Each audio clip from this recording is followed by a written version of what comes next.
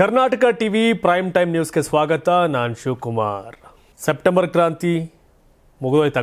October ಕ್ರಾಂತಿ ಅಕ್ಟೋಬರ್ಗಾಗುತ್ತೋ ಬಿಡುತ್ತೋ, ನವೆಂಬರ್ಗೆ ಕರ್ನಾಟಕ ಕಾಂಗ್ರೆಸ್ ಸರ್ಕಾರದಲ್ಲಿ ಕ್ರಾಂತಿ ಆಗೋಕ್ಕೆ ಮುಹೂರ್ತ ಫಿಕ್ಸ್ ಆದಂಗೆ ಕಾಣ್ತಾ ಇದೆ. ಯಾಕೆಂದರೆ CM ಸಿದ್ದರಾಮಯ್ಯ ರಾಜೀನಾಮೆ ಕೊಡ್ತಾರೆ, DK ಶಿವಕುಮಾರ್ CM ಆಗ್ತಾರೆ, ಖರ್ಗೆ ಬರ್ತಾರೆ ಅನ್ನೋ ಚರ್ಚೆಗಳಿಗೆ ಫುಲ್ ಸ್ಟಾಪ್ ಬಿದ್ದಿತ್ತು. ಬಟ್ ಈಗ ಮತ್ತೆ ಅದಕ್ಕೆ ಚಾಲನೆ ಸಿಕ್ಕಂಗೆ ಕಾಣ್ತಾ ಇದೆ. ಅದಕ್ಕೆ ಪೂರಕವಾದಂಥ ಒಂದಷ್ಟು ಚರ್ಚೆಗಳು, ಹೇಳಿಕೆಗಳು ಶುರುವಾಗಿದೆ. DK ಶಿವಕುಮಾರ್ ಬಣದ ಶಾಸಕರು, ಮುಖಂಡರು ನವೆಂಬರ್ಗೆ ನಮ್ಮ ನಾಯಕರು ಮುಖ್ಯಮಂತ್ರಿ ಆಗ್ತಾರೆ, DK ಶಿವಕುಮಾರ್ CM ಆಗಲೇಬೇಕು ಅಂತ ಡಿಮ್ಯಾಂಡ್ ಶುರು ಮಾಡಿದ್ದಾರೆ, ಮಾತಾಡೋಕೆ ಶುರು ಮಾಡಿದ್ದಾರೆ. ಏನೋ ಮತ್ತೊಂದು ಕಡೆ ನೆರೆ ಪರಿಹಾರವನ್ನು ಕೇಂದ್ರ ಸರ್ಕಾರದ ಜೊತೆ ಸಾಫ್ಟ್ ಆಗಿ ಕೇಳಬೇಕು ಎಂದಿದ್ದ HD ಕುಮಾರಸ್ವಾಮಿ ಅವರಿಗೆ CM ಸಿದ್ದರಾಮಯ್ಯ ತಿರುಗೇಟನ್ನು ಕೊಟ್ಟಿದ್ದಾರೆ. RSS ಶತಮಾನೋತ್ಸವ ಸಮಾರಂಭದಲ್ಲಿ ಪ್ರಧಾನಿ ನರೇಂದ್ರ ಮೋದಿ ಭಾಗಿಯಾಗಿದ್ದಾರೆ. ಹಲವು ಸವಾಲುಗಳ ನಡುವೆ RSS ಈಗ ಬಲಿಷ್ಠವಾಗಿದೆ ಅಂತ ಹೇಳಿದ್ದಾರೆ. ಏಷ್ಯಾ ಕಪ್ ಗೆದ್ದ ಭಾರತಕ್ಕೆ ಟ್ರೋಫಿ ಕೊಡದೆ ಹೋಗಿದ್ದ ಪಾಕ್ ಕೊನೆಗೂ ಶರಣಾಗಿದೆ. ಇದೆಲ್ಲ ಸುದ್ದಿಗಳು ಇವತ್ತಿನ ಪ್ರೈಮ್ ಟೈಮ್ ನ್ಯೂಸ್ನಲ್ಲಿದೆ. ಅದನ್ನು ಸಂಪೂರ್ಣವಾಗಿ ನೋಡೋಣ. ಇವತ್ತಿನ ಪ್ರೈಮ್ ಟೈಮ್ ಸುದ್ದಿಗಳನ್ನ ವಿವರವಾಗಿ ನೋಡೋಕು ಮುಂಚೆ ಈ ವಿಡಿಯೋನ ನೋಡ್ಕೊಂಡು ಬರೋಣ ಬನ್ನಿ. KCR CM ಆಗ್ತಾರೆ ಅಂತ ಹಾಗೆ ಆಗ್ತಾರೆ ಅನ್ನೋದು ನಮಗೆ ಸಿಕ್ಕಿರ್ತಕ್ಕಂಥ ಮಾಹಿತಿ. KCR CM ಆಗ್ತಾರೆ ಅಂತ ಹಾಗೆ ಆಗ್ತಾರೆ ಅನ್ನೋದು ನಮಗೆ ಸಿಕ್ಕಿರ್ತಕ್ಕಂಥ ಮಾಹಿತಿ. CM ಬದಲಾವಣೆ ಆಗಲ್ಲ ಎನ್ನುತ್ತಿದ್ದ ಕಾಂಗ್ರೆಸ್ ನಾಯಕರು ತಮ್ಮ ಮಾತನ್ನ ಬದಲಿಸಿದ್ದಾರೆ. ನವೆಂಬರ್ನಲ್ಲಿ ಬರೀ ಕ್ಯಾಬಿನೆಟ್ ರೀಶಫಲ್ ಅಲ್ಲ, ಕ್ರಾಂತಿಯೇ ನಡೆಯಲಿದೆ ಅಂತ ಹೇಳ್ತಾ ಇದ್ದಾರೆ. CM DCM ಎರಡೂ ಬಣದ ಅಗ್ಗಜಗ್ಗಾಟ ಈಗ ರಾಷ್ಟ್ರೀಯ ಮಾಧ್ಯಮಗಳಲ್ಲಿ ಚರ್ಚೆಯಾಗುವಂತೆ ಮಾಡಿದೆ. ನವೆಂಬರ್ 20ಕ್ಕೆ CM ಸಿದ್ದರಾಮಯ್ಯ ತಮ್ಮ 2.5 ವರ್ಷವನ್ನ ಪೂರೈಸ್ತಾರೆ ಮುಖ್ಯಮಂತ್ರಿಯಾಗಿ. ಈ ಹಿನ್ನೆಲೆಯಲ್ಲಿ ಇಷ್ಟು ದಿನ ಸೈಲೆಂಟ್ ಆಗಿದ್ದ DCM DK ಶಿವಕುಮಾರ್ ಬಣದ ನಾಯಕರು ಈಗ ಫುಲ್ ಆಕ್ಟಿವ್ ಆಗಿದ್ದಾರೆ. ಶಾಸಕರು, ಕಾಂಗ್ರೆಸ್ ಮುಖಂಡರು ಒಬ್ಬೊಬ್ಬರಾಗಿ DK ಶಿವಕುಮಾರ್ CM ಆಗೋದು ಖಚಿತ ಅನ್ನೋ ಬಹಿರಂಗ ಹೇಳಿಕೆಯನ್ನು ಕೊಡ್ತಾ ಇದ್ದಾರೆ. DK ಶಿವಕುಮಾರ್ ಬಣದ ಈ ಮಾತು ಕಾಂಗ್ರೆಸ್ ಪಾಳಯದಲ್ಲಿ ಮತ್ತೆ ಅಲ್ಲೋಲ ಕಲ್ಲೋಲವನ್ನು ಸೃಷ್ಟಿ ಮಾಡಿದೆ. ಮೊದಲಿಗೆ ಮಾಜಿ ಸಂಸದ LR ಶಿವರಾಮೇಗೌಡರು ನಾಗಮಂಗಲದಲ್ಲಿ ಈ ಬಗ್ಗೆ ಮಾತನಾಡಿದ್ರು. ಏನಂತ? ಉಪಮುಖ್ಯಮಂತ್ರಿ DK ಶಿವಕುಮಾರ್ ಅವರು ನವೆಂಬರಲ್ಲಿ ಮುಖ್ಯಮಂತ್ರಿ ಆಗೇ ಆಗ್ತಾರೆ ಅಂತ. ನಮಗೆ ಸಿಕ್ಕಿರೋ ಮಾಹಿತಿ ಪ್ರಕಾರ ಅವರು CM ಆಗಲಿದ್ದಾರೆ. DK ಶಿವಕುಮಾರ್ CM ಆಗಬೇಕು ಅಂತ ಹಳೆ ಮೈಸೂರು ಭಾಗದವರ ಅಂತ ನಮ್ಮೆಲ್ಲರ ಇಚ್ಛೆ. ಅವರು ಮುಖ್ಯಮಂತ್ರಿ ಆಗಿಯೇ ಆಗ್ತಾರೆ. ಅಂತಿಮ ನಿರ್ಧಾರವನ್ನು ಕಾಂಗ್ರೆಸ್ ಹೈಕಮಾಂಡ್ ಕೈಗೊಳ್ಳುತ್ತದೆ ಅಂತ ಶಿವರಾಮೇಗೌಡರು ಹೇಳಿದ್ದಾರೆ. ಇನ್ನು ಇದೇ ಸಮಯಕ್ಕೆ ಕುಣಿಗಲ್ ಶಾಸಕ DK ಶಿವಕುಮಾರ್ ಅವರ ಷಟ್ಕ ಡಾಕ್ಟರ್ ರಂಗನಾಥ್ ಕೂಡ DK ಶಿವಕುಮಾರ್ ಪರ ಅಖಾಡಕ್ಕಿಳಿದವರು, ಇಳಿಲೇಬೇಕಲ್ಲ. ಕಳೆದ ಚುನಾವಣೆಯಲ್ಲಿ 135 ಸ್ಥಾನ ಗೆದ್ದ ಕಾಂಗ್ರೆಸ್ ನೇತೃತ್ವದ ಸರ್ಕಾರ ಅಧಿಕಾರಕ್ಕೆ ಬರುವಲ್ಲಿ DK ಶಿವಕುಮಾರ್ ಅವರ ಶ್ರಮ ಇದೆ. ಹೀಗಾಗಿ ಕಾರ್ಯಕರ್ತರು DK ಶಿವಕುಮಾರ್ ಮುಖ್ಯಮಂತ್ರಿ ಆಗಬೇಕು ಅಂತ ಅಪೇಕ್ಷೆ ಪಡ್ತಿದ್ದಾರೆ. DK ಶಿವಕುಮಾರ್ ಅವರಿಗೆ CM ಸ್ಥಾನಮಾನ ಕೊಡುವ ಬಗ್ಗೆ ಹೈಕಮಾಂಡ್ ಚಿಂತನೆ ಮಾಡಬೇಕು. DK ಶಿವಕುಮಾರ್ ಹಾರ್ಡ್ ಶಿಪ್ ನಂಬಿ ಕೆಲಸ ಮಾಡುವವರಾಗಿದ್ದು ಬೆಳಗ್ಗೆ 8 ಗಂಟೆಯಿಂದ ಮಧ್ಯರಾತ್ರಿವರೆಗೂ ದುಡಿತಾರೆ. ಅವರಿಗೆ ಭಗವಂತನ ಆಶೀರ್ವಾದ ಇರೋದ್ರಿಂದ CM ಆಗ್ತಾರೆ ಅಂತ ಹೇಳಿದ್ದಾರೆ. ಭಗವಂತನ ಆಶೀರ್ವಾದ ಇದೆ ಅನ್ನೋದು ಕುಣಿಗಲ್ ರಂಗನಾಥ್ ಅವ್ರ ಮಾತು. ಮತ್ತೊಂದು ಕಡೆ DK ಶಿವಕುಮಾರ್ ಬಣದ ಈ CM ಕುರ್ಚಿ ಕದನದ ಮಧ್ಯೆ CM ಸಿದ್ದರಾಮಯ್ಯ ಮತ್ತೆ ಕೌಂಟರ್ ಕೊಟ್ಟವ್ರೆ. ಏನು? ಮೈಸೂರಲ್ಲಿ ಮಾತಾಡ್ತಾ ಸಿದ್ದರಾಮಯ್ಯ, ಇನ್ನೂ 2.5 ವರ್ಷ ನಾನೇ ಮುಖ್ಯಮಂತ್ರಿ ಆಗಿರ್ತೇನೆ, 5 ವರ್ಷ ನಾನೇ CM. ಭಾಳಷ್ಟು ಜನ ಭಾಳಷ್ಟು ರೀತಿ ಮಾತನಾಡ್ತಾರೆ.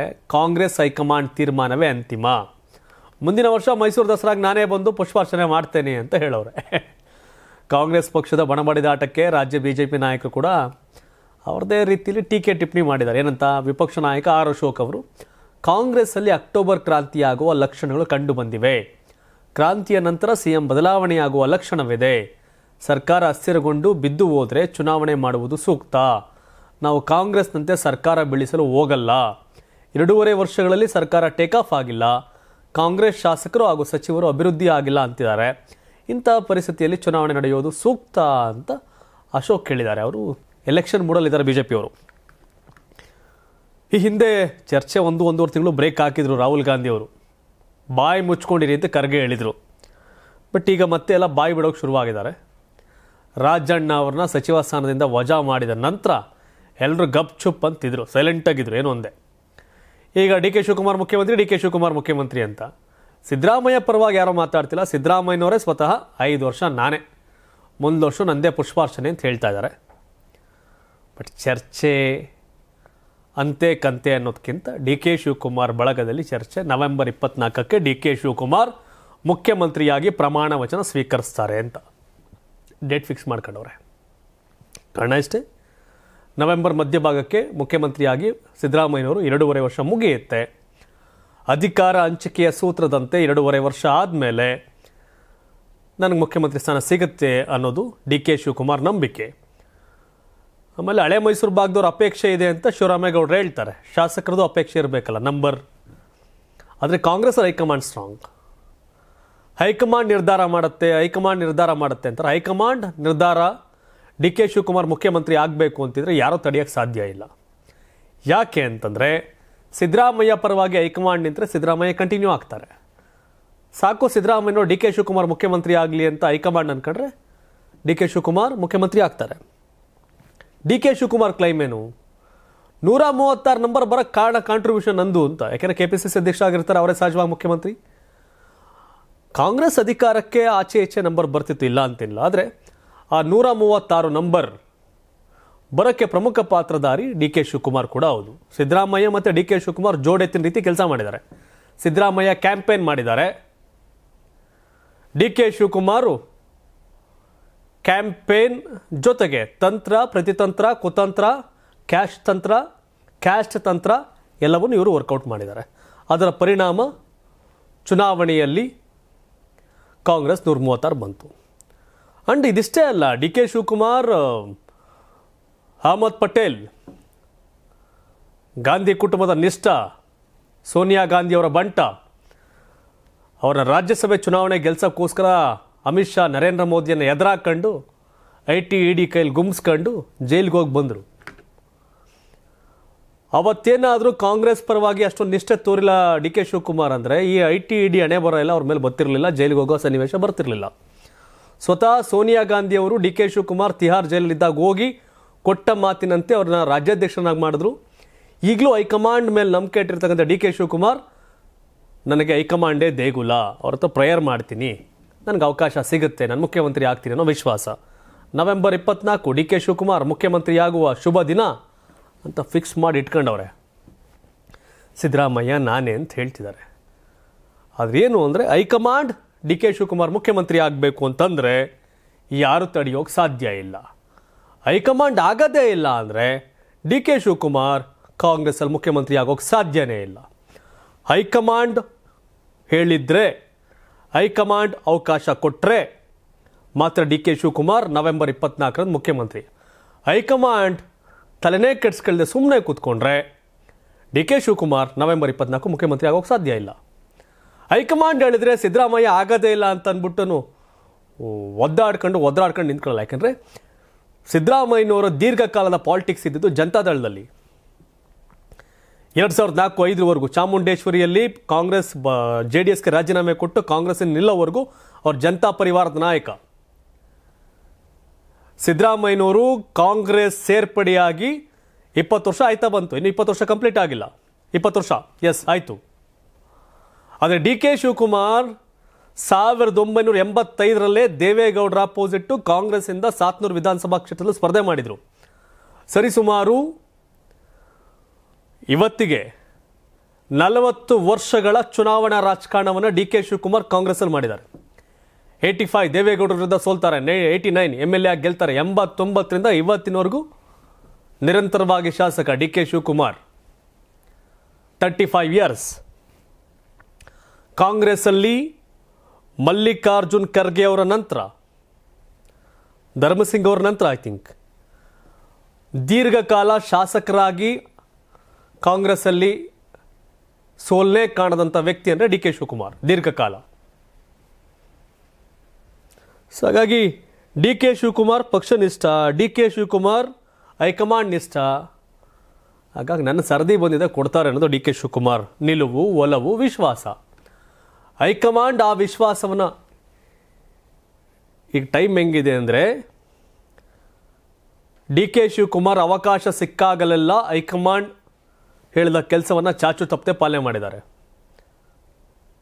ಹೈಕಮಾಂಡ್ ಕೊಟ್ಟ ಟಾಸ್ಕನ್ನು ಪಾಲನೆ ಮಾಡಿದ್ದಾರೆ. ಈಗ ಡಿ ಕೆ ಶಿವಕುಮಾರ್ ಹೈಕಮಾಂಡ್ನ ಉಳಿಸ್ಕೋಬೇಕಾ, ಹೈಕಮಾಂಡ್ ಡಿ ಕೆ ಶಿವಕುಮಾರ್ನ ಉಳಿಸ್ಕೋಬೇಕಾದ್ರೆ ಕಾಂಗ್ರೆಸ್ ಹೈಕಮಾಂಡ್ ಈಗ ಡಿ ಕೆ ಶಿವಕುಮಾರ್ ಅವ್ರನ್ನ ಉಳಿಸ್ಕೋಬೇಕಾದಂಥ ಅನಿವಾರ್ಯತೆ ಇದೆ. ಅದು ಗೊತ್ತಿಲ್ಲ ಏನಾಗುತ್ತೆ ಅಂತ. ನವೆಂಬರ್ ಕ್ರಾಂತಿಗೆ ಮುನ್ನುಡಿ ಬರಿತಾ ಇದ್ದಾರೆ. ಏನಾಗುತ್ತೆ ಗೊತ್ತಿಲ್ಲ. ನಿಮ್ದು ಭಾಳಷ್ಟು ಜನ ಆಡಿಯನ್ಸ್ಗಳು ನಿಮ್ಮದೇ ಆದಂಥ ಒಂದು ಇದಿರುತ್ತೆ. ಸೊ ಹೀಗಾಗಿ ನೀವು ನಿಮ್ಮ ಅಭಿಪ್ರಾಯವನ್ನು ಕಾಮೆಂಟ್ ಮಾಡ್ಬೋದು ಏನಾಗುತ್ತೆ ಅಂತ.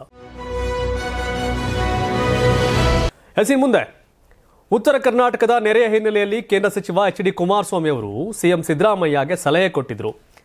ಕೇಂದ್ರ ಸರ್ಕಾರದ ಜೊತೆ ಸಂಘರ್ಷ ಬೇಡ, ಮೃದುವಾಗಿ ಮಾತನಾಡಿ ಪರಿಹಾರ ಸಿಗುತ್ತೆ ಅನ್ನೋ ಹೇಳಿಕೆಯನ್ನು ಕೊಟ್ಟಿದ್ರು. ಎಚ್.ಡಿ. ಕುಮಾರಸ್ವಾಮಿ ಹೇಳಿಕೆಗೆ ಮುಖ್ಯಮಂತ್ರಿ ಸಿದ್ದರಾಮಯ್ಯ ಅವರು ತಿರುಗೇಟನ್ನು ಕೊಟ್ಟಿದ್ದಾರೆ. ಕುಮಾರಸ್ವಾಮಿ ಅವರ ಹೇಳಿಕೆ ಸ್ವಾಗತ ಮಾಡ್ತೀವಿ. ಹಿಂದೆ ಬರಗಾಲ ಬಂದಂತ ಸಂದರ್ಭದಲ್ಲಿ ಪರಿಹಾರವನ್ನು ನಾವು ಸುಪ್ರೀಂ ಕೋರ್ಟ್ಗೆ ಹೋಗಿ ತಗೋಬೇಕಾಯ್ತು. ಸುಪ್ರೀಂ ಕೋರ್ಟ್ ಬಾಗಿಲು ತಟ್ಟಿ ಅದು ಆರ್ಡರ್ ಕೊಟ್ಟ ಮೇಲೆ ಪರಿಹಾರ ಸಿಕ್ಕಿದೆ ಅಂತ ಹೇಳಿದ್ರು. ನಾವು ಪತ್ರ ಕೊಡ್ತೀವಿ, ನೀವು ದುಡ್ಡು ಕೊಡಿ. ಕುಮಾರಸ್ವಾಮಿ ಅವರೇ ಇದ್ದಾರಲ್ಲ, ಅವರೇ ಪರಿಹಾರ ಕೊಡಲಿ ಅಂತ ತಿರುಗೇಟನ್ನು ಕೊಟ್ಟಿದ್ದಾರೆ. ಕೇಂದ್ರದ ಬಗ್ಗೆ ನಿರಂತರವಾಗಿ ಅದರ ಬಗ್ಗೆ ಮಾತನಾಡಬೇಡಿ, ಕೇಂದ್ರ ಜೊತೆಗೆ ಸಂಘರ್ಷ ಸರಿಯಲ್ಲ, ಕೇಂದ್ರದ ಜೊತೆ ಘರ್ಷಣೆಗೆ ಹೋಗಬೇಡಿ, ಹೋದ್ರೆ ಏನೂ ಸಿಗೋದಿಲ್ಲ, ಕೆಲ ವಿಷಯಗಳು ನನಗೆ ಗೊತ್ತಿದೆ ಆದರೆ ನಾನು ಮಾತನಾಡೋದಿಲ್ಲ, ಪ್ರಧಾನಿ ಮೇಲೆ ನಂಬಿಕೆನೂ ಇದೆ, ವಿಶ್ವಾಸವೂ ಇದೆ ಅಂತ ಎಚ್.ಡಿ. ಕುಮಾರಸ್ವಾಮಿ ಹೇಳಿದ್ದಾರೆ. ಈ ವಿಷಯದಲ್ಲಿ ಸಂಘರ್ಷ ಅಗ್ರಿ. ಯಾಕೆಂದರೆ BJP ಶಾಸಕರಿಗೆ ಬಿಡಿಗಾಸು ಕೊಡ್ತಿಲ್ಲ ರಾಜ್ಯ ಕಾಂಗ್ರೆಸ್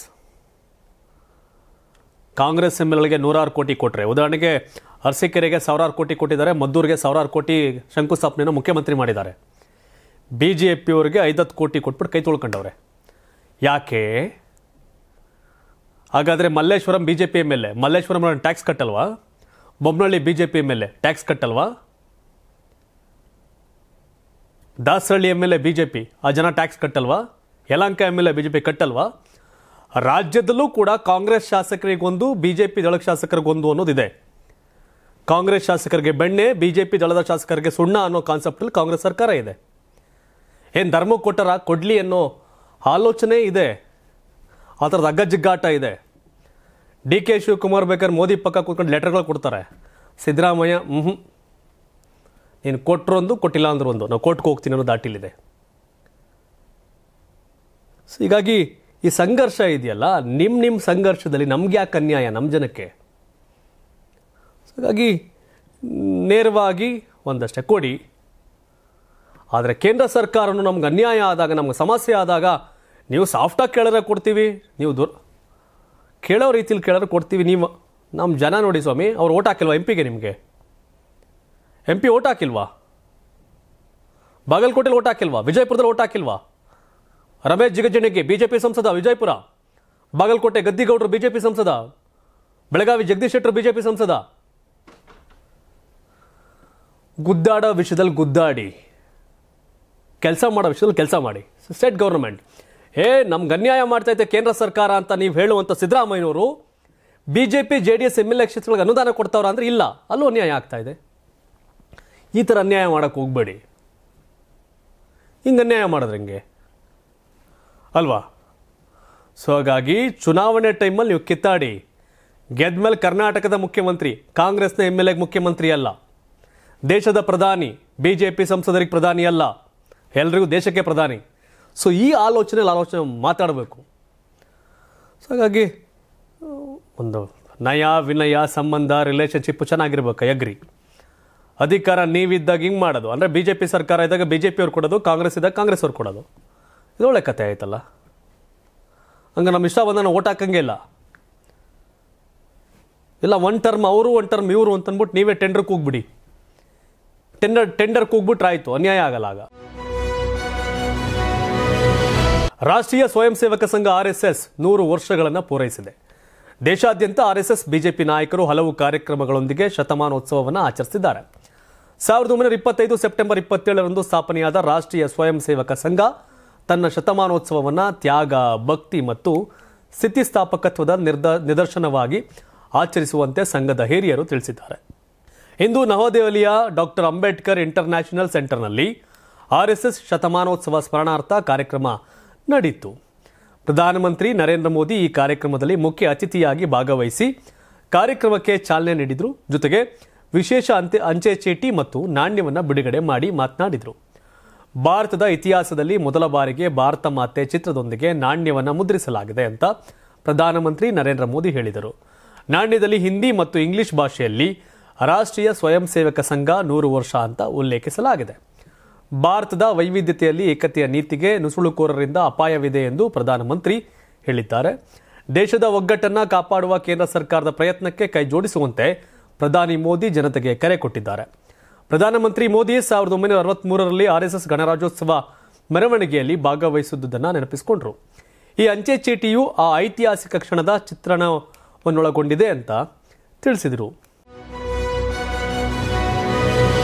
ವಿಶ್ವಪ್ರಸಿದ್ಧ ಮೈಸೂರು ದಸರಾ ಮಹೋತ್ಸವಕ್ಕೆ ಕ್ಷಣಗಣನೆ ಶುರುವಾಗಿದೆ. ನವರಾತ್ರಿಯ ಅಂತಿಮ ಆಕರ್ಷಣೆಯಾದ ಜಂಬೂ ಸವಾರಿಯು ವಿಜಯದಶಮಿ ದಿನವಾದ ನಾಳೆ ಜರುಗಲಿದೆ. 11 ದಿನಗಳ ನಾಡಹಬ್ಬಕ್ಕೆ ಇದರೊಂದಿಗೆ ತೆರೆ ಬೀಳಲಿದೆ. ಅರಮನೆಯಿಂದ ಬನ್ನಿ ಮಂಟಪದವರೆಗೆ ಸಾಗುವ ಮಾರ್ಗವನ್ನು ಅಂದಗೊಳಿಸುವ ಅಂತಿಮ ಹಂತದ ಕೆಲಸಗಳು ನಡೆಯುತ್ತಿದ್ದು, ಭದ್ರತಾ ಸಿದ್ಧತೆಗಳನ್ನು ಪೊಲೀಸ್ ಇಲಾಖೆ ಕಟ್ಟುನಿಟ್ಟಾಗಿ ಕೈಗೊಂಡಿದೆ. ಮಧ್ಯಾಹ್ನ 1 ರಿಂದ 1 ಗಂಟೆ 18 ನಿಮಿಷದೊಳಗೆ ಶುಭಲಗ್ನದಲ್ಲಿ ಸಿಎಂ ಸಿದ್ದರಾಮಯ್ಯ ಅವರು ನಂದಿ ಧ್ವಜಕ್ಕೆ ಪೂಜೆ ಸಲ್ಲಿಸುವ ಮೂಲಕ ಮೆರವಣಿಗೆಗೆ ಚಾಲನೆ ನೀಡಲಿದ್ದಾರೆ. ಬಳಿಕ ಸಂಜೆ 4:42ರಿಂದ 5 ಗಂಟೆ 6 ನಿಮಿಷದ ಒಳಗೆ ಗಜರಾಜ ಅಭಿಮನ್ಯು ಹೊತ್ತಿರತಕ್ಕಂಥ 750 ಕೆಜಿ ಚಿನ್ನದ ಅಂಬಾರಿಯಲ್ಲಿನ ಶ್ರೀ ಚಾಮುಂಡೇಶ್ವರಿ ವಿಗ್ರಹಕ್ಕೆ ಪುಷ್ಪಾರ್ಚನೆ ನಡೆಯಲಿದೆ. ಈ ವೇಳೆ ರಾಜವಂಶಸ್ಥ ಯದುವೀರ್ ಒಡೆಯರ್, ಉಪಮುಖ್ಯಮಂತ್ರಿ DK ಶಿವಕುಮಾರ್ ಹಾಗೂ ಹಲವು ಗಣ್ಯರು ಪಾಲ್ಗೊಳ್ಳಲಿದ್ದಾರೆ. 58 ಸ್ತಬ್ಧ ಚಿತ್ರಗಳು, ಜನಪದ ಕಲೆ, ವೀರಗಾಸೆ, ನಾದಸ್ವರ ಸೇರಿದಂತೆ 100 ಕಲಾ ತಂಡಗಳು ನಾಡಿನ ಸಂಸ್ಕೃತಿಯನ್ನು ಪ್ರತಿಬಿಂಬಿಸಲಿವೆ. ಕೊನೆಗೆ ಗಜರಾಜ ಅಭಿಮನ್ಯು ಸಂಗಾತಿ ಆನೆಗಳಾದ ಕಾವೇರಿ ಮತ್ತು ರೂಪಾ ಜೊತೆಗೆ 5 ಕಿಲೋಮೀಟರ್ ದೂರದ ಬನ್ನಿ ಮಂಟಪ ತಲುಪಲಿದ್ದಾನೆ. ಸಂಜೆ 7ಕ್ಕೆ ನಡೆಯುವ ಪಂಜಿನ ಕವಾಯತು ವೇಳೆ ರಾಜ್ಯಪಾಲ ತಾವರ್ ಚಂದ್ ಗೆಹ್ಲೋಟ್ ಗೌರವ ವಂದನೆ ಸ್ವೀಕರಿಸಲಿದ್ದು, ಸಿಎಂ ಹಾಗೂ ಸಚಿವ ಸಂಪುಟ ಸದಸ್ಯರು ಭಾಗವಹಿಸಲಿದ್ದಾರೆ. ಇದರೊಂದಿಗೆ ಈ ಬಾರಿಯ ದಸರಾ ಸಂಭ್ರಮಕ್ಕೆ ತೆರೆ ಬೀಳಲಿದೆ. ವಿಶ್ವದಾದ್ಯಂತ ಕಾಂತಾರ ಚಾಪ್ಟರ್ 1 ಸಿನಿಮಾ ಹವಾ ಶುರುವಾಗಿದೆ. ಬೆಂಗಳೂರಲ್ಲಿ 1 ದಿನ ಮೊದಲೇ ಪ್ರೀಮಿಯರ್ ಶೋನಲ್ಲಿ ಸಿನಿಮಾ ಪ್ರದರ್ಶನ ಮಾಡಲಾಗ್ತಿದೆ. ಬೆಂಗಳೂರಿನ ಓರಿಯನ್ ಮಾಲ್, ವೀರೇಶ್ ಥಿಯೇಟರ್ ಸೇರಿದಂತೆ ಹಲವು ಥಿಯೇಟರ್ಗಳಲ್ಲಿ ಪೇಯ್ಡ್ ಪ್ರೀಮಿಯರ್ ಶೋ ಆಯೋಜಿಸಲಾಗಿದೆ. ಕಾಂತಾರ 1 ಬಿಡುಗಡೆಗೂ ಮುನ್ನವೇ ರಿಷಬ್ ಶೆಟ್ಟಿ ಸಿನಿಮಾದ ಕ್ರೇಜ್ ನೋಡಿ ಎಲ್ಲರಿಗೂ ಅಚ್ಚರಿಯಾಗಿದೆ. ರಾಜ್ಯಾದ್ಯಂತ ಮೊದಲ ದಿನದ ಟಿಕೆಟ್ ದರ 1200 ರೂವರೆಗೂ ಏರಿಕೆ ಆಗಿದ್ದರೂ ಎಲ್ಲಾ ಶೋಗಳು ಸೋಲ್ಡ್ ಔಟ್ ಆಗಿದೆ. ದೇಶಾದ್ಯಂತ 6500ರಿಂದ 7000 ಸ್ಕ್ರೀನ್ಗಳಲ್ಲಿ ಸಿನಿಮಾ ಬಿಡುಗಡೆಯಾಗುತ್ತಿರುವ ಆಗ್ತಿದೆ. ಕನ್ನಡ ಚಿತ್ರೋದ್ಯಮದ ಇತಿಹಾಸದಲ್ಲೇ ಹೊಸ ದಾಖಲೆ ಬರೆಯುತ್ತಿದೆ. ಈ ಚಿತ್ರವು 7ಕ್ಕೂ ಹೆಚ್ಚು ಭಾಷೆಗಳಲ್ಲಿ 30ಕ್ಕೂ ಹೆಚ್ಚು ದೇಶಗಳಲ್ಲಿ ಏಕಕಾಲಕ್ಕೆ ತೆರೆ ಕಾಣ್ತಾ ಇದೆ. ಅಮೆರಿಕಾದಲ್ಲಿ ಅಡ್ವಾನ್ಸ್ ಬುಕ್ಕಿಂಗ್ನಿಂದ 3 ಕೋಟಿ ರು ಗಳಿಸಿದ್ದು, ದೇಶಾದ್ಯಂತ ಟಿಕೆಟ್ ಮಾರಾಟದಿಂದಲೇ 11 ಕೋಟಿ ರು ವಸೂಲಿ ಮಾಡಿದೆ. ರಾಜ್ಯದ ಹಲವೆಡೆ ಬೆಳಗ್ಗೆ 6:30ರಿಂದಲೇ ಶೋಗಳನ್ನು ಆರಂಭಿಸಲು ಸಿದ್ಧತೆ ನಡೆದಿದೆ. ಮೊದಲ ದಿನವೇ 2000ಕ್ಕೂ ಹೆಚ್ಚು ಪ್ರದರ್ಶನಗಳು ನಡೆಯಲಿವೆ. ಆಂಧ್ರದಲ್ಲಿ ಬಾಯ್ಕಾಟ್ ಚಳವಳಿ ಎದ್ದಿದ್ದರೂ ಪವನ್ ಕಲ್ಯಾಣ್ ಚಿತ್ರ ಪರವಾಗಿ ಬೆಂಬಲ ಸೂಚಿಸಿದ್ದಾರೆ. ಕನ್ನಡ ಸಿನಿಮಾಗಳನ್ನು ತಡೆಯುವುದು ಸರಿಯಲ್ಲ, ನಾವು ಸಹೋದರತ್ವದಿಂದ ನಡೆದುಕೊಳ್ಳಬೇಕು ಅಂತ ಅವರು ತಿಳಿಸಿದ್ದಾರೆ. ಈಗಾಗಲೇ PVR ಐನಾಕ್ಸ್ಗಳಲ್ಲಿ ಮೊದಲ 4 ದಿನಗಳಿಗೆ 3 ಲಕ್ಷಕ್ಕೂ ಹೆಚ್ಚು ಟಿಕೆಟ್ಗಳು ಮಾರಾಟವಾಗಿವೆ. ಅಮೆರಿಕ ಸೇರಿದಂತೆ ವಿದೇಶಗಳಲ್ಲಿಯೂ ಉತ್ತಮ ಪ್ರತಿಕ್ರಿಯೆ ಕಂಡಿರುವ ಈ ಚಿತ್ರ ಪ್ರಾರಂಭಿಕ ದಿನಗಳಲ್ಲೇ 80 ಕೋಟಿಗೂ ಹೆಚ್ಚು ಗಳಿಕೆ ಮಾಡುವ ನಿರೀಕ್ಷೆ ವ್ಯಕ್ತವಾಗಿದೆ.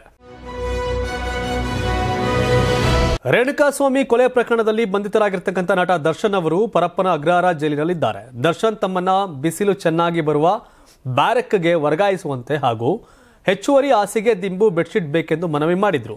ಆದರೆ ಜೈಲು ಅಧೀಕ್ಷಕರು ಇದಕ್ಕೆ ಅನುಮತಿ ನೀಡಿರಲಿಲ್ಲ. ಈ ವಿಚಾರ ನ್ಯಾಯಾಲಯದಲ್ಲಿಯೂ ಚರ್ಚೆಯಾಗಿ ತೀವ್ರ ವಾದ ಪ್ರತಿವಾದ ನಡೆದಿದ್ದು, ಅಂತಿಮ ಆದೇಶವನ್ನು ಅಕ್ಟೋಬರ್ 9ಕ್ಕೆ ಕಾಯ್ದಿರಿಸಲಾಗಿದೆ.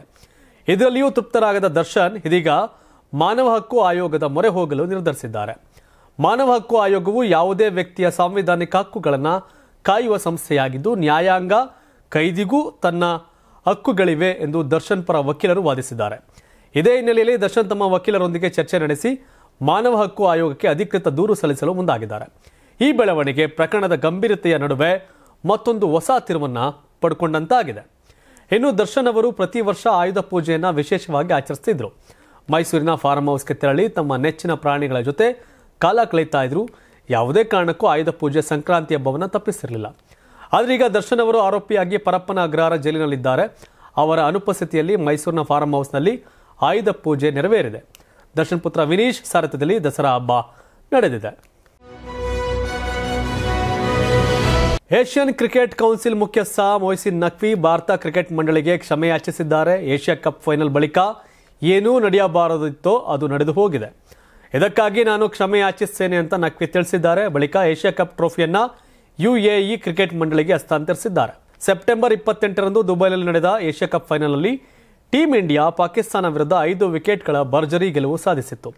ಆದರೆ ಪಂದ್ಯ ನಂತರ ನಾಯಕ ಸೂರ್ಯಕುಮಾರ್ ಯಾದವ್ ಮೊಯ್ಸಿನ್ ನಖ್ವಿಯಿಂದ ಟ್ರೋಫಿ ಸ್ವೀಕರಿಸಲು ನಿರಾಕರಿಸಿದ್ರು. ಕಾರಣ, ನಖ್ವಿ ಪಾಕಿಸ್ತಾನ ಸರ್ಕಾರದ ಸಚಿವರಾಗಿರುವುದರ ಜೊತೆಗೆ ಪಾಕಿಸ್ತಾನ ಕ್ರಿಕೆಟ್ ಮಂಡಳಿ ಹಾಗೂ ACC ಮುಖ್ಯಸ್ಥರೊಂದಿಗೆ ಇರೋದ್ರಿಂದ ಟ್ರೋಫಿ ಇಲ್ಲದೆ ತಂಡ ಭಾರತ ಸಂಭ್ರಮಿಸಬೇಕಾಯಿತು. ಏಷ್ಯನ್ ಕ್ರಿಕೆಟ್ ಕೌನ್ಸಿಲ್ನ ಮುಖ್ಯಸ್ಥ ಮೊಯ್ಸಿನ್ ನಖ್ವಿ ಅವರ ನಡೆಗೆ BCCI ಆಕ್ರೋಶ ವ್ಯಕ್ತಪಡಿಸಿತ್ತು. ಸೆಪ್ಟೆಂಬರ್ 30ರಂದು ದುಬೈನಲ್ಲಿ ನಡೆದ ACC ಸಭೆಯಲ್ಲಿ ಈ ಬಗ್ಗೆ ತಮ್ಮ ಅಸಮಾಧಾನ ಹೊರಹಾಕಿದ್ದ BCCI ಪ್ರತಿನಿಧಿಗಳನ್ನು ಕೌನ್ಸಿಲ್ನ ಮುಖ್ಯಸ್ಥರ ವಿರುದ್ಧ ಕಠಿಣ ಕ್ರಮ ಕೈಗೊಳ್ಳುವಂತೆ ಆಗ್ರಹಿಸಿದರು. ಇದರ ಬೆನ್ನಲ್ಲೇ ಇದೀಗ ಮೊಯ್ಸಿನ್ ನಖ್ವಿ ಕ್ಷಮೆ ಯಾಚಿಸಿದ್ದಾರೆ ಮತ್ತು ಟ್ರೋಫಿ ಹಸ್ತಾಂತರಿಸಲು ಭಾರತಕ್ಕೆ ಮುಂದೆ ಬಾರದೆ UAE ಕ್ರಿಕೆಟ್ ಮಂಡಳಿಗೆ ಒಪ್ಪಿಸಿದ್ದಾರೆ. ಫಿಲಿಪೈನ್ಸ್ನ ಸೆಬು ದ್ವೀಪದಲ್ಲಿ 6.9ರ ತೀವ್ರತೆಯ ಭೀಕರ ಭೂಕಂಪ ಸಂಭವಿಸಿದೆ. ಪ್ರಬಲ ಭೂಕಂಪದಿಂದ ಮೃತಪಟ್ಟವರ ಸಂಖ್ಯೆ 69ಕ್ಕೆ ಏರಿಕೆಯಾಗಿದೆ ಅಂತ ಅಧಿಕಾರಿಗಳು ಮಾಹಿತಿ ನೀಡಿದ್ದಾರೆ. ಗಂಭೀರವಾಗಿ ಗಾಯಗೊಂಡವರನ್ನ ಆಸ್ಪತ್ರೆಗೆ ದಾಖಲು ಮಾಡಲಾಗಿದೆ ಎಂದು ಹೇಳಲಾಗ್ತಾ ಇದೆ. ಸದ್ಯ 100ಕ್ಕೂ ಹೆಚ್ಚು ಮಂದಿ ಗಾಯಗೊಂಡಿದ್ದಾರೆ. ಸುಮಾರು 379ಕ್ಕೂ ಅಧಿಕ ಮರುಕಂಪನಗಳು ಸಂಭವಿಸುತ್ತಿರುವ ಹಿನ್ನೆಲೆಯಲ್ಲಿ ರಕ್ಷಣಾ ಕಾರ್ಯಾಚರಣೆ ಕಠಿಣ ಪರಿಸ್ಥಿತಿಯಲ್ಲಿ ನಡೀತಾ ಇದೆ. ಅಮೆರಿಕದ ಭೂಗರ್ಭ ಶಾಸ್ತ್ರೀಯ ಸಮೀಕ್ಷಾ ಸಂಸ್ಥೆ ನೀಡಿರತಕ್ಕಂಥ ಮಾಹಿತಿ ಪ್ರಕಾರ ಭೂಕಂಪದ ಕೇಂದ್ರ ಬಿಂದು ಸೆಬು ದ್ವೀಪದ ಬೋಗೋ ನಗರದ ಸಮೀಪ ಸ್ಥಳೀಯ ಕಾಲಮಾನ ಸಂಜೆ 9:59ಕ್ಕೆ ದಾಖಲಾಗಿದೆ. ರಿಕ್ಟರ್ ಮಾಪಕದಲ್ಲಿ 6.9ರ ತೀವ್ರತೆ ದಾಖಲಾಗಿದೆ. ಫಿಲಿಪೈನ್ಸ್ ಸೆಬು ನಗರದಲ್ಲಿ ಇರುವ ಆಸ್ಪತ್ರೆಯ ಹೊರಗೆ ನೀಲಿ ಟೆಂಟ್ಗಳು ಹಾಕಲಾಗಿದೆ. ಅದರೊಳಗೆ ಮಕ್ಕಳಿಗೆ, ಮಹಿಳೆಯರಿಗೆ, ವಯಸ್ಕರಿಗೆ ಚಿಕಿತ್ಸೆ ನೀಡಲಾಗ್ತಾ ಇದೆ.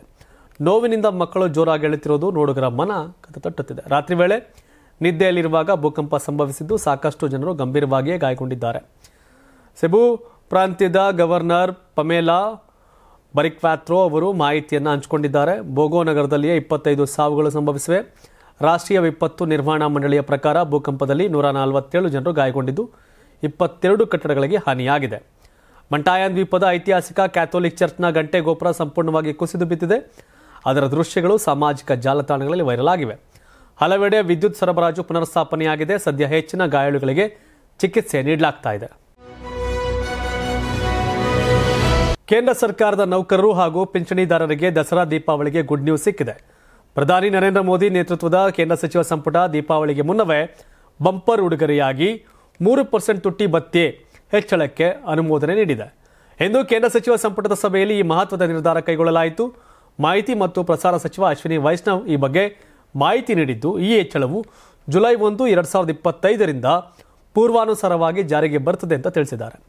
ಈ 3% ಹೆಚ್ಚಳದಿಂದ DA 55% ಇಂದ 58ಕ್ಕೆ ಏರಿಕೆಯಾಗಲಿದೆ. ಸುಮಾರು 1,20,00,000 ಉದ್ಯೋಗಿಗಳು ಹಾಗೂ ಪಿಂಚಣಿದಾರರು ಲಾಭ ಪಡೆಯಲಿದ್ದಾರೆ. ಇದು ಒಟ್ಟು 10,084 ಕೋಟಿ ಆರ್ಥಿಕ ಪರಿಣಾಮ ಉಂಟು ಮಾಡಲಿದೆ. ದೀಪಾವಳಿಯ ಹಬ್ಬದ ವೇಳೆಯಲ್ಲಿ ನೌಕರರಿಗೆ ಹೆಚ್ಚುವರಿ ಖರ್ಚು ಸಾಮರ್ಥ್ಯ ಒದಗಿಸಲು ಈ ಬಂಪರ್ ಉಡುಗೊರೆ ನೆರವಾಗಲಿದೆ.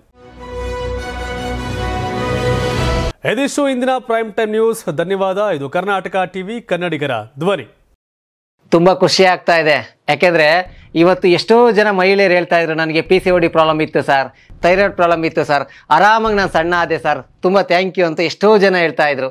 ನಿಮಗೆ PCOD ಪ್ರಾಬ್ಲಮ್ ಇರಲಿ, ಥೈರಾಯ್ಡ್ ಪ್ರಾಬ್ಲಮ್ ಇರಲಿ, 100% ನೀವು ಸಣ್ಣ ಆಗಬೇಕು, ಆರೋಗ್ಯದಲ್ಲೂ ಸಮೇತ ತುಂಬಾ ಚೇತರಿಕೆ ಆಗಬೇಕು ಅಂದರೆ ಪ್ರತಿದಿನ ನಮ್ಮ ಜೀನಿ ಸ್ಲಿಮ್ನ ಯೂಸ್ ಮಾಡಿ. ಯಾಕೆಂದರೆ ಜೀನಿ ಸ್ಲಿಮ್ಮು ಒಂದು ಉತ್ತಮ ಆಹಾರ. ದೇಹದಲ್ಲಿ ಬ್ಯಾಡ್ ಕೊಲೆಸ್ಟ್ರಾಲ್ ಜಾಸ್ತಿ ಆದಾಗ ಹಾರ್ಟ್ ಅಟ್ಯಾಕ್ ಆಗೋ ಚಾನ್ಸಸ್ ಜಾಸ್ತಿ. ಇತ್ತೀಚೆಗಂತೂ ಸಿಕ್ಕಾಪಟ್ಟೆ ನ್ಯೂಸ್ನ ಕೇಳ್ತಾನೆ ಇದ್ದೀವಿ. ಸೊ ಬ್ಯಾಡ್ ಕೊಲೆಸ್ಟ್ರಾಲ್ನ ಕಮ್ಮಿ ಮಾಡೋದಕ್ಕೆ ಉತ್ತಮವಾದ ಆಹಾರ ತುಂಬ ಇಂಪಾರ್ಟೆಂಟು. ಜೀನಿ ಸ್ಲಿಮ್ ಯೂಸ್ ಮಾಡಿ. ಕರೆಕ್ಟ್, ಜೀನಿ ಸ್ಲಿಮ್ನಲ್ಲಿರುವಂತಹ ಎಷ್ಟೋ ಆಹಾರ ಧಾನ್ಯಗಳು ಕೊಲೆಸ್ಟ್ರಾಲ್ ಲೆವೆಲ್ನ ಕಮ್ಮಿ ಮಾಡೋದಕ್ಕೆ ಹೆಲ್ಪ್ಫುಲ್ ಆಗುತ್ತೆ. ಸೊ ಹೆಲ್ದಿಯಾಗಿರಿ, ಜೀನಿ ಸ್ಲಿಮ್ನ ಯೂಸ್ ಮಾಡಿ. Karibasaveshwara agri India private limited ರವರ ನಂಬರ್ 1 ಸ್ಪ್ರಿಂಕ್ಲರ್ ಪೈಪ್